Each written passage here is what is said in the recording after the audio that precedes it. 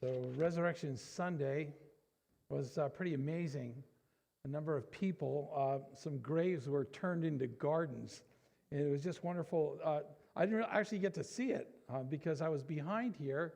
And the next thing I knew was the cross was just filled with these leaves that expressed what Jesus was doing in people's lives. And so I guess the question for me is like, what's next?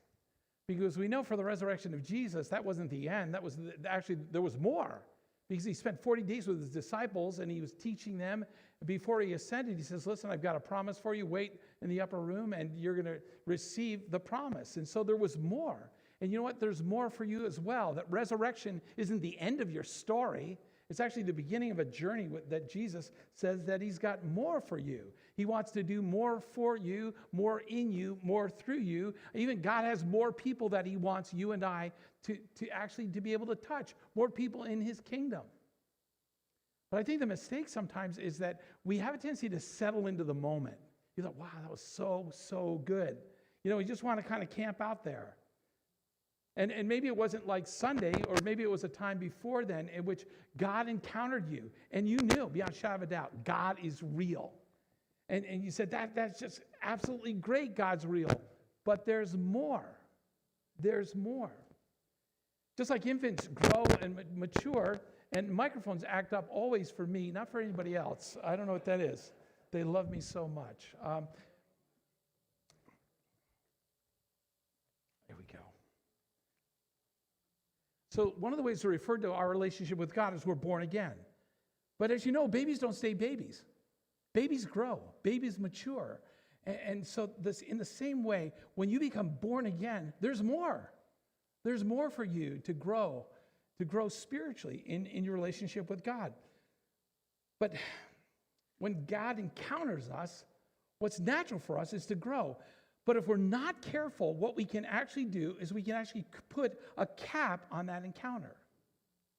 We can put a limit on what God does in our lives. We say, well, listen, okay. You just kind of level off. I mean, how many of you were filled with wonder the first time you opened your life to Christ? You thought, there's something powerful happened.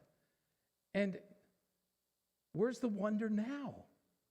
Or maybe you had like childlike faith and you had this great dream and the level of expectation was way up here that God was going to do some amazing things. Well, where is that now? You say, well, Nicholas, you don't understand. What don't I understand? I've matured. I'm spiritually mature. No, you've leveled off. In other words, could it be that childlike faith is spiritual maturity? Dreaming big is spiritual maturity. A level of expectation that says, God, you can do more in my life. That's spiritual maturity. And so God has more for us. How does that more actually happen? And what does it actually look like? Well, a few years ago, I watched a documentary about climbing Mount Everest. And no, I'm not going to climb Mount Everest. Mount Rainier was high enough for me to climb. But I was absolutely fascinated by this documentary, which basically showed how they climbed Everest in the first place, and then why some were able to summit and others didn't summit, and actually some lost their lives. Why? Well, there is this process, and the process happens, there's a base camp at Mount Everest. And around this season, this is a season, about 1,400 people will end up on base camp. And between 200 and 400 people will summit, but not everybody summits Mount Everest. And there's a reason why. Because in order to climb your way up Mount Everest, you go from the base camp to camp number 1. And then you know what you do? You go back down to base camp. And then you go up to camp number 1. And you go back down. And then you go from camp 1 to camp 2. And then you go from camp 2 down to camp 1. Why? Because you're acclimatizing to the oxygen. You just can't go all the way up because you wouldn't be able to handle the change in oxygen. And so up and down they go. Well, here's a thought. If you're at base camp, you could actually technically say, hey, where are you? I'm at Mount Everest. What? You can say that. Yeah, you're at Mount Everest, but you haven't climbed Mount Everest. There's a big difference. And sometimes on our spiritual journey, what we do is we acclimatize. And we level off and we just kind of stay there. We get comfortable in a certain place because this is so good. I just want to camp out here. I just want to be there. And here's the deal. Jesus wants to continue to encounter you. He encountered you last week or whenever he encountered you. And something happened. But he says, you know what? There's more. There's another level. There's something that I want to do in your life. You don't need to acclimatize because I've got more for you. And the reason why I think this is so important, and the reason why I even bring up the conversation, because I think the stakes are very high. Why? Have you ever met a Christian who's acclimatized? And they usually fall in one of two categories, right? And one of them is basically, the one group comes off as totally hypocritical. Because what happens is they say, you know what? Yeah, I have a faith. But they don't live with that faith. So when you meet them, they're like, yeah, I'm a Christian. Yeah, I'm a follower of Jesus, right? I go to church. And then you see how they talk to their co-workers. Like, wow, I don't really think that Jesus ever used that language in the Bible, you know? And you see how they treat other people like Jesus didn't treat people that way. And then you see them like being dishonest. And you're like, wait a minute. They say they have a faith. They're just not really living out that faith, right? And the other category is you see someone and they say, you know what? Yeah, I have faith. But when you look at their faith is no different than a person who doesn't have faith. It's all the same. And so, other than the fact that they spend an hour in church every week, you know, they're the same as you are. And they're just the same as people who don't have faith. So what happens is, if we acclimatize, if we stop, if we level off and we say, I got this experience with God, you know what? I'm saved. You know, or I got baptized, or I served. And you just kind of stop there. What happens is you're going to get stuck. You know what stuck looks like? You say, oh yeah, I know people who are stuck. They have doubts. No, not necessarily. I think people who have doubts are not stuck. Why? Because they're asking questions. They're saying, what about this? And they're wrestling with stuff in their faith. That's people are least stuck are the people, I think, who have doubts. All of us have doubts. You bring those doubts and you work them out. That's not what it is. I think that people who are stuck are not necessarily people with doubts. I think people who are stuck are the people who say, well, they just kind of stop. They stop. They say, you know what? Nicholas, it's just not like working for me like it used to work for me, right? Or, you know, I'm just not really sensing it. Or, you know, people stop there and be like, oh, wow, they have what I would call this, a consumeristic faith. You know what that is? It's the what have you done for me lately faith. And their expectation is this, that what's going to happen is you're going to carry me. You're going to be responsible for my growth. You're the one who's going to help me grow. Somebody else is responsible for my level of expectation. Somebody else is responsible for me living with faith. They'll say things like, you know, I don't know. How was it today, honey? I didn't really like the worship leader. It just didn't really do it for me. You know that song that they sang? I didn't like that at all. Wait a minute. Since when does the worship leader have to do it for you? Since when is a song the thing that's really going to connect you with God? Since when? In other words, they don't take responsibility for their own spiritual life. You've leveled off. You're a consumer. And then, you know, what about that pastor? You know, who wears sneakers to church? I mean, isn't that a little disrespectful? Sometimes he even wears jeans. It's terrible, you know? And that teaching, I don't know. See, and what we do at that point when we level off is we seek to check out. And we seek to move on rather than saying, God, it's me. I've got to grow.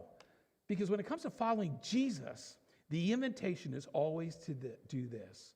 Climb. When you start to get to that level, you say, okay, Jesus, there's something. I can sense it. I'm leveling off. You know what he says? Climb. It's time to climb.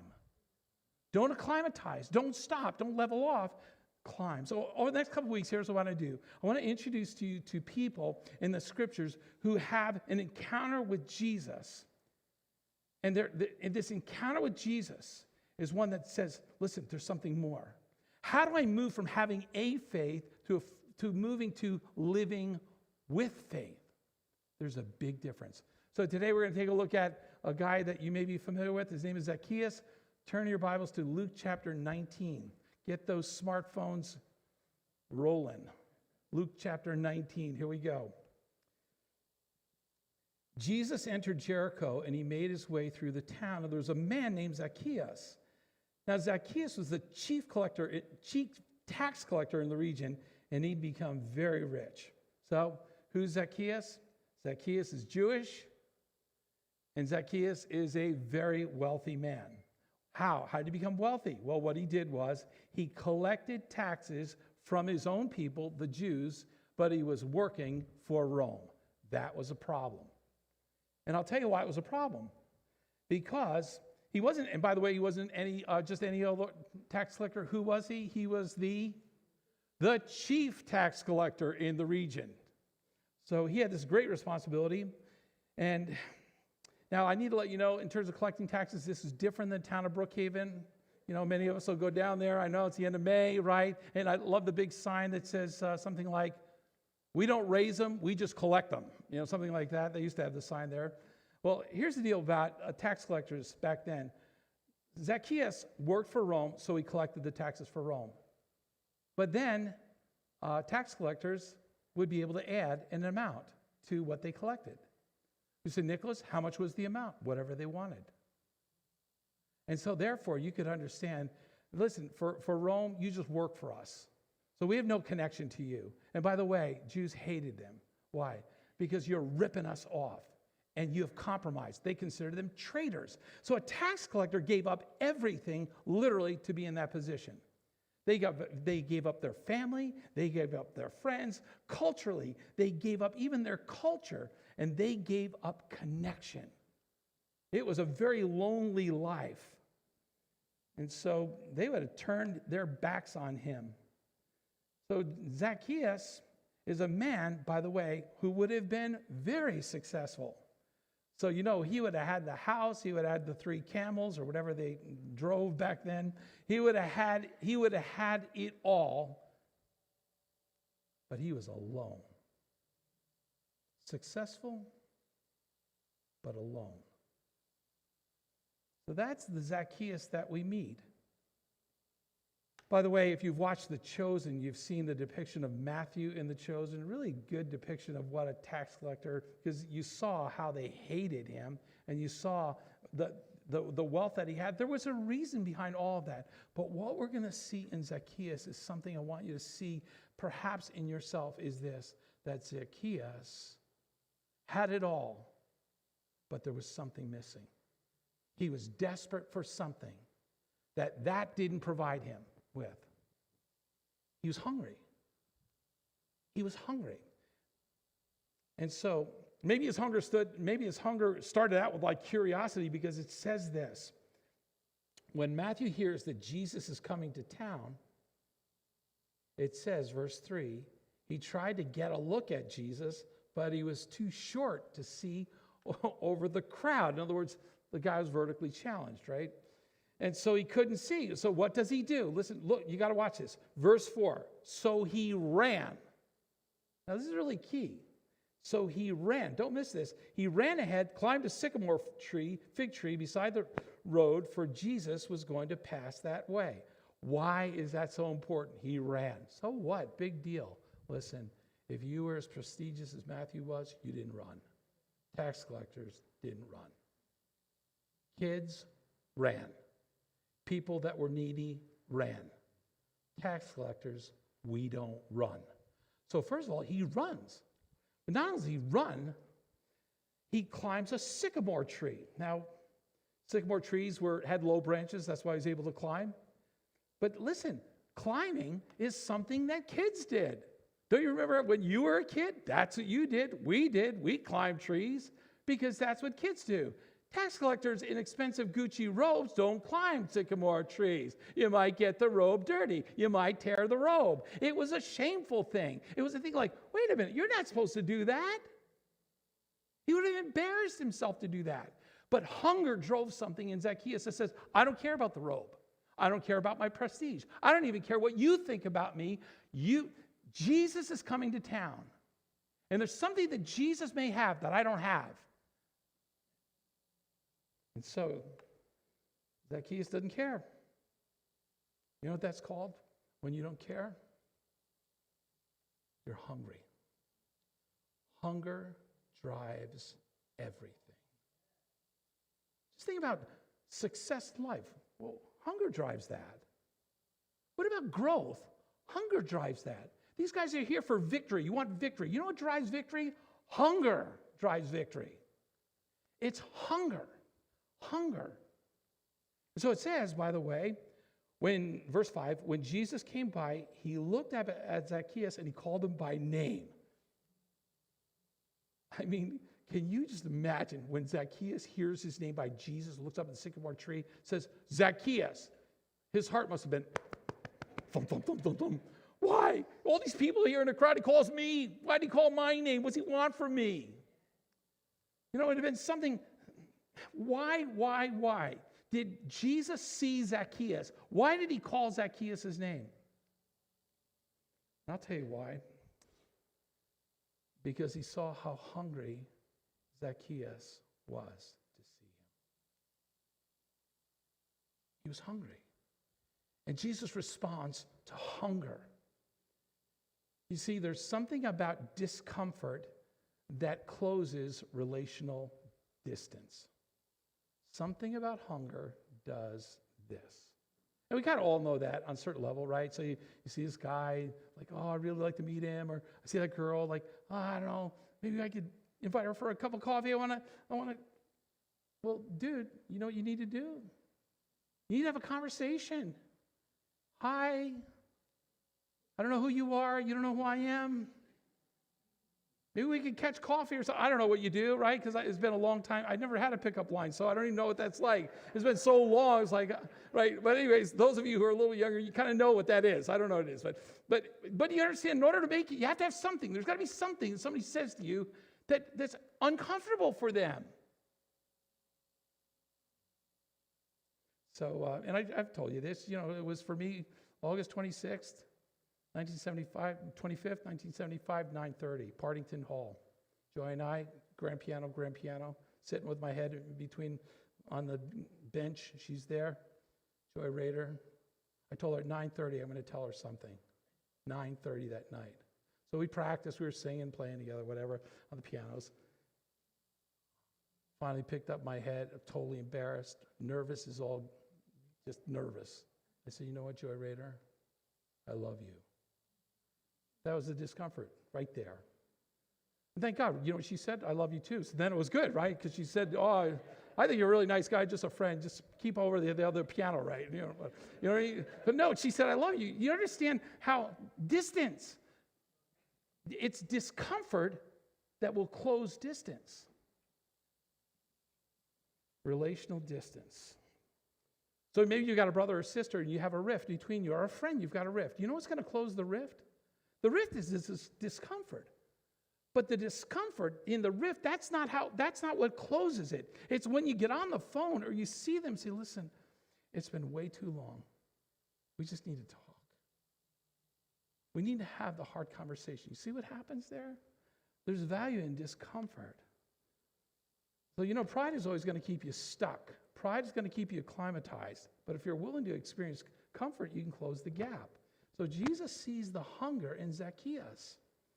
And he says, quick, Zacchaeus, come down, for I must be a guest in your house today. So Zacchaeus quickly climbs down, took Jesus to his house. There's great excitement and there's great joy. Why? Why would there be great joy in having Jesus at your house? You say, well, it's Jesus. Okay. He doesn't know it's Jesus. I mean, he knows it's Jesus, but he doesn't know it's Jesus. Here's a question. How many people do you think Zacchaeus had at his house up to that time? I'll tell you how many. Who's going to go to his house? The Romans weren't going to hang out with him. The Jews weren't going to hang out with him. His dog. I mean, that was in the movie. Matthew's got a dog. So Jesus came, and there's such joy and excitement. But I need to let you know, not everybody's happy. Take a look. But the people were displeased because they said, he has gone to be the guest of a notorious sinner. They grumbled. What I find out that interesting about Jesus really liked hanging out with people who are grumblers. I don't know, just something about him. Instead, He wants to hang out with Zacchaeus because he was wanted. Jesus hangs out where he is wanted. So the discomfort of Zacchaeus spoke volumes to Jesus. It says, Jesus, I want to encounter you. In verse 8, I want to build a relationship with you. I want to know you. In verse 8, it says this, meanwhile, Zacchaeus stood before the Lord and said, and I just love this, he says, he doesn't say it to the crowd. Jesus doesn't talk to the crowd. They're locked eye to eye. There's this intense encounter. Listen, I don't know what the conversation was in the house at all. But what I do know is what Zacchaeus said after his encounter with Jesus. He says, I will give half of my wealth to the poor, Lord. And I've cheated enemy. I can just see him looking eye to eye to Jesus. And if I have cheated anybody on their taxes, I'll give them back 4 times as much. So Zacchaeus' encounter with Jesus inspires this response. This is what I'm going to do. And he goes on to do something that just came out of his heart. There was this generosity that overflowed from this encounter with Jesus. His life was changed. His life was transformed by an encounter. Why? What led to the encounter? He was hungry. Are you hungry? Are you hungry? And then Jesus responds this way. Salvation has come to his home today, to this home today, for this man has shown himself to be a true son of Abraham. What? Abraham's the one who kind of started the deal, right? And he had that faith that honored God. And Jesus says, yeah, Zacchaeus he's like that guy. What? Like the one who started out. He's my kind of guy. Why? Because he's desperate to know me. You know how Abraham had to depend on God for everything. He didn't know. Abraham, go to a place where I'm telling you to go. Where is it? I'll tell you. You'll know when you get there. That kind of thing. Faith. Then he says in verse 10, for the Son of Man, Jesus now talking about himself, came to seek and save those who are lost. That's why I came. I came to build a relationship with the Zacchaeuses of life. Those who are hungry. I came to build a relationship with humanity. I mean, that's why I came. That's why I died. That's why I rose. To bring forgiveness of sin, but really to provide life, eternal life, because I want a relationship with you. Zacchaeus, you're my kind of guy because you're hungry. Zacchaeus, you're my kind of guy because you didn't allow the discomfort to keep you away from me. You allowed the discomfort to drive me toward you. And so here's the takeaway. Closing the relational distance between you and Jesus involves discomfort, and that's not a bad thing. And if you want to encounter Jesus, you have to climb your tree. You see, in the Old Testament, by the way, you see this in numerous times. When people encountered God, there was always awe. But after the awe, it was kind of funny. There would be like these weird things would happen. And they probably were a little uncomfortable. It goes something like this. Moses encounters God where? Burning bush. And there's awe. And then what does God say? Take off your shoes, for this is holy ground. Okay. You want, that's okay.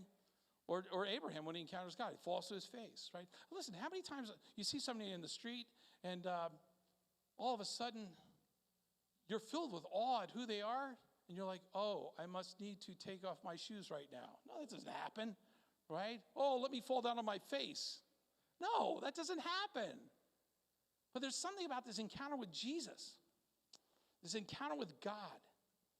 When you choose this discomfort, when you choose discomfort to respond to God, you know what? It tells him something. It signals to him that he's wanted. Why did Jesus go to Zacchaeus? Because Zacchaeus demonstrated, I want you. I want to know you. I want to encounter you. There's something about you. And so, what does that even mean? Nicholas, you tell me now, I got to get to the point in the message where you tell me, what are the three things I need to do to climb the tree, to encounter Jesus? What do I need to do? I can't tell you that, because how you encounter God is not how I encounter God. Your tree is not my tree. Your discomfort is not my discomfort.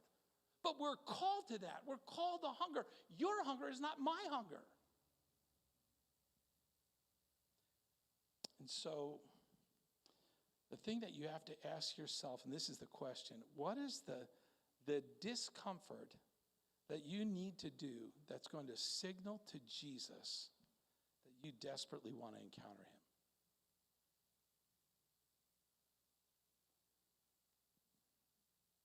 What's the discomfort? You're just going to, listen, I don't care that the robe gets torn. I don't care if it gets dirty. I don't care about anything of that. I don't care that people are going to see me and say, what's he doing up there?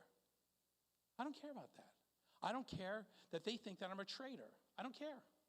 What I care about is I have to meet and encounter Jesus. That's the only thing I care about. What in your life, the discomfort in your life, will you embrace so you signal to Jesus, you know what? I really do want to get to know you. So for all of us, it's different. Like, so maybe you're in the habit like reading the Bible, right? I read the Bible every day. Say, duh, we expect that from you. You know, not for nothing. You don't. That's a problem, okay? But so I read the Bible. You know, I get my coffee in the morning. I have my coffee, read the Bible, I pray, and I have my comfy chair. My comfy, you know, this thing is very comfortable. I do. You know, maybe for me, the discomfort climbing the tree is say, Seaburger, get off the chair and get on your face. That was this week's message for me. Because I needed to get to a place where there was a discomfort that triggered something. Or maybe for you, it's not that at all. Maybe for you, it's like the discomfort would be just confessing something. You've been holding on to it. Nobody knows about it except for you and God. But you know what? You haven't even brought it to God's attention. So it's just there's something inside of you. It's uncomfortable because you have to say it. You have to hear yourself say it. Maybe that's the discomfort. Or maybe it's confessing to someone else. Because the Bible says, confess your sins to one another, pray for one another that may be healed. And those are something you've done towards someone, attitude that you have to somebody. And God's saying, you know what? That's the discomfort. You got to confess it. Go to them. Say, you know what? I've been holding this in my heart so wrong. Would you please forgive me? You see? That discomfort. Or maybe the discomfort is basically, you've just got to repent. To turn away. Maybe it's something as simple like we're in worship here in the morning. We turn out the lights, so it should be kind of a fairly private moment between you and Jesus. And maybe the discomfort is, you know, Nicholas, I'm here. I see all these people that are raising their hands. And maybe the discomfort is this. Just raising your hand because like, oh, what are people going to think? I'm one of those holy rollers, you know, if I raise my hand to God, you're like one of those Christian weirdos, you know, something like that. No, it's just, maybe that sign of discomfort is what you need to have an encounter for him. Maybe it's just fasting from something. You know, you're so distracted by stuff, just fasting. So listen, I'm going to take time, not eating, and I'm just going to sit, and I'm just going to try and encounter God, just with the moments I have, right? Just something simple like that. All it is saying this, the discomfort is this, Jesus, I'm moving from base level. I'm not going to acclimatize. I'm not just going to say, you got it, you're good, and this is my fate. Jesus is saying there's more. Jesus is saying I'm climbing Mount Everest, climb. And it might even be this, like sometimes what happens is we can actually bring our head into the door and leave our heart outside. What on earth do you mean by that? Listen, I can guarantee you can take a deep dive with Jesus and you can explore the scriptures. You will find if you do a deep dive, Jesus will intellectually meet you at every level. The scriptures will meet you at every level, and you won't have any problem to say, this is real, Jesus is real, the resurrection happened, this is not phony baloney, this is the real thing. And you can study scriptures and you can understand the scriptures and you bring that in here, and it's wonderful for you to grow that way. But you know what? There's another part of you besides your head. Your head has to be connected to your heart. And so the fact that you know Jesus is real and you've proven it, you've studied, and you know it's the connection from the head to the heart. So you bring your heart into the door when you come through, as well as your head as well. So that might be the uncomfortable part. Say, Nicholas, what if I'm like really touched inside and I have some like these emotions that go off in me? I don't want that. I don't want to be an emotional person. Like those people are so emotional. They cry over everything. I don't want to be like that.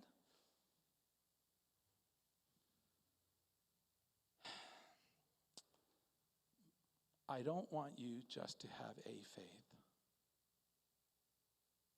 I want you to live with faith. I don't want you to look back at your life 10 years from now and just say, you know what? You thought I'm at the top of Everest. I'm like, no, you're still at base camp. But you thought you're at Everest, right? You thought you're climbing. No, you're not climbing. I want you to experience the encounter with Jesus that Zacchaeus had. He had an encounter. Jesus got an encounter for you today. If you'll say, I'm not going to let the discomfort keep me away. What I'm going to do is I'm going to allow the discomfort to propel me to do something, to climb that tree, to get off base camp and to get beyond that. Why is it so important for us as a church? Because you know what? I think God's got more for us. I really believe that. He's got more for you. He's got more for us as a congregation. Maybe because I just see God at work. I just see God at work. Yeah, there was just tremendous response from Sunday. That was wonderful. But I see that all the time. People are saying, listen, I want to like join that. I want to become part of the Bible reading group. Or people who come for prayer. People who go back for prophetic prayer. I'll always ask. I'll say, so how was prophetic prayer? And people are like, it was great. Why? Because God showed up and he gave us some things just to share with people. It was great. There are a lot of things that God's doing. God is on the move. God is doing things. And I don't believe the lie. And it really is a narrative that's a false narrative. The narrative goes something like this. It goes like, yeah, I don't know if people are really interested in faith anymore. I just don't think like when it comes to spiritual things, I got to tell you right now, the opposite is true. That's my experience. Because you know what? People have already done the other stuff. They've had the stuff, they did the things, and they have it all, like Zacchaeus. They've experienced it all, like Zacchaeus. And they've come up short. They don't want a belief that's like, oh, what's trending now for the next 5 minutes, and then we get to believe something else the next 5 minutes. They don't want that. They want something that's grounded. They want something that's eternal. They want something that's lasted for years and years. That's what they want to anchor to. And that's why they say, yeah, I want something. Now, they may not call it Jesus. They might not even know what that is at this time. But I'll tell you what, it's there. I see that people have spiritual hunger. There's something that's there. So I don't buy into that narrative. Because I see people's hunger for meaning and for purpose that they can't get from things. They just can't get. Even this, they can't get it. Beyond relationships, they can't get it. So they're hungering. They're hungering. And so, how are we going to help them? And you can't really lead people to an encounter that you don't have. Right? If you're not there, how are you going to lead people? How are you going to lead people? So when my friend and I, we climbed Rainier a number of years ago, so we made it up to base camp, right? We had our all gear on, whatever. So we're all geared up. And now, I'll tell you what would have been really goofy. Here we are, Marty and I, we're all our gear. We have the crampons, we have the thing, we have the backpack, we're all ready. And we're ready to go, right? So we're at base camp. Well, how stupid would it have been if somebody said, oh, dude, you look great. What's it like up there? And I'm like, I don't know. What do you mean you don't know? You've got all the gear. You look like you're ready to go. Yeah. Well, how often have you gone? Never. See, I just got the look. But I don't have the experience of what the climb is like. You can't give people what you haven't encountered, so you've got to encounter it first. That's why today is a day where God wants to encounter you in his own way to say, I'm going to offer my discomfort to God. Or say, okay, I'm willing. And God, maybe you just admit, I don't have hunger. God, give me hunger. Right? Just create hunger within me. But if you have the hunger, what has been off-putting at times is that the hunger, as I've said, oftentimes will come with this discomfort to move to the next level. So listen, when midnight rolled around and we put on our little headlamps and they said, it's time to go, I'll tell you right now, that was discomfort, especially since we hadn't slept. We went to bed at like 4 o'clock in the afternoon. I'm up with this group of people. I don't even know where we were. We're all sleeping together. People farting. I'm like, what is happening here? This is terrible. And now we're supposed to climb the mountain? Climb the mountain. I'm like, I want to go down the opposite way, right? And I can't see a thing. I'm hooked on to people. All I have is my headlamp. And I'm hooked on to, we're roped into one another. And they said, watch out for the crevasses, because if you fall in, that's not a good thing. That's why we're tied together. So I'm like, okay. So I'm a little nervous. I don't want to go up. It's very uncomfortable. And then I'm out of breath. Literally out of breath. So we're down at base camp, going to the base camp, they taught you like power breathing. You know what power breathing is? It's like where you force out air. You're going like this. And we practice that all the time. Like, what on earth is? I'll tell you what, you get up 10,000 feet, I'll tell you what, that's going to save your life, right? Because you're sucking it in. It was uncomfortable. Do you understand? It was uncomfortable. But you know what Marty and I said? We want to summit. And at break of dawn, 12 o'clock in the afternoon, actually, that's when we summited. You want to summit, you embrace the discomfort. So here's what we're going to do. I'm going to pray with you, and I just want to lead you in a song. Maybe you just close your eyes, and as you